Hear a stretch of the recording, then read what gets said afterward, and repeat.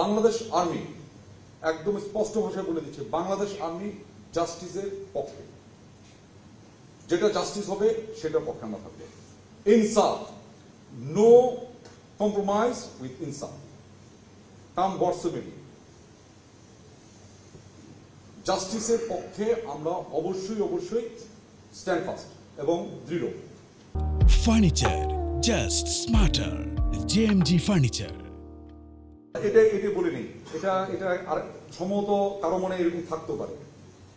আমাদের গুম সংক্রান্ত একটা ন্যাশনাল কমিশন করেছে।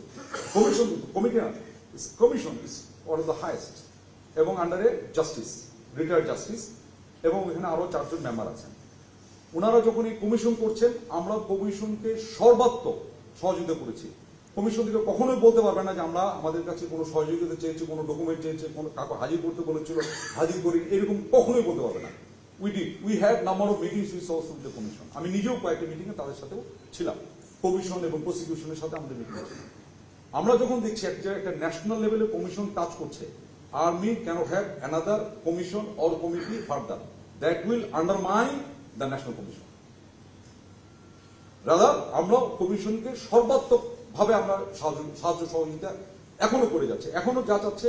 ইভেন এটা গত বৃহস্পতিবার দিন পর্যন্ত আমরা কিছু ডকুমেন্ট চেয়েছি, আমরা বৃহস্পতিবার দিন ডকুমেন্ট পাঠিয়েছি, তাই তো? গত বৃহস্পতিবার দিন আমাদের কাছে কিছু ডকুমেন্ট চাইছে, সেটা আমরা দিয়েছি কমিশনের কাছে। বুধবার মানে চাষি হওয়ার পরের দিনও। তার মানে আমি বুঝতে পেরেছি যে আমাদের এই কমিশনকে যেটুকু হেল্প করা, ইভেন বিচার প্রক্রিয়া আমরা অবশ্যই করছি। তার একটা জরুরি বিষয় একটু বলে নেই, এটা হয়তো আমি প্রথমে বলাটা আমার উচিত ছিল। বাংলাদেশ আর্মি একদম স্পষ্ট ভাষায় বলে দিচ্ছে, বাংলাদেশ আর্মি জাস্টিসের পক্ষে।